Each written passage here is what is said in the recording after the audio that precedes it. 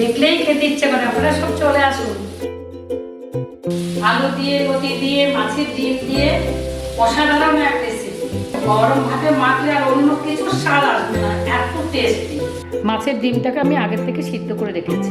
এই লবণ, লঙ্কা মিক্সি, হলুদ, নারকেল, পোস্ত, কাঁচা লঙ্কা একটু পেস্ট করে নিয়েছি, আর একটু বাদাম দিয়েছি খুব সুন্দর একটা গন্ধের জন্য।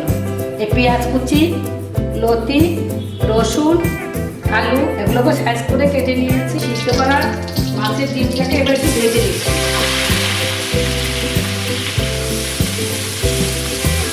বেশি ভাজবো না, একটু হালকা করে ভেজে এবার নামিয়ে নিচ্ছি।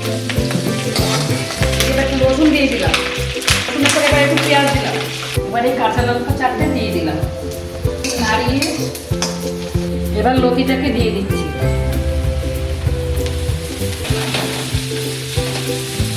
এবার হলুদটা দিয়ে দিচ্ছি, ডাল কুচিটা দিয়ে দিচ্ছি। এবার কষিয়ে নেব।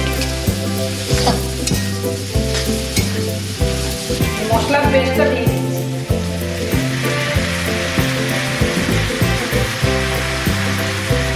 এবার আমি মাছের ডিমটাকে দিয়ে দেবো,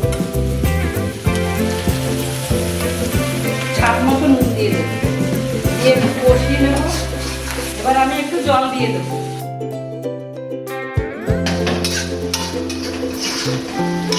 উপর দিয়ে একটু সর্ষের তেল দিয়ে দেবো। এবার আমি ঢাকা দিয়ে দিচ্ছি। ঢাকা দিয়ে আমি 15 মিনিট দিয়ে সিমে দিয়ে দেবো। এবার আমি ঢাকাটাকে উঠিয়ে দিচ্ছি। এবার আমি একটু ধনেপাতা ছিটিয়ে দিচ্ছি।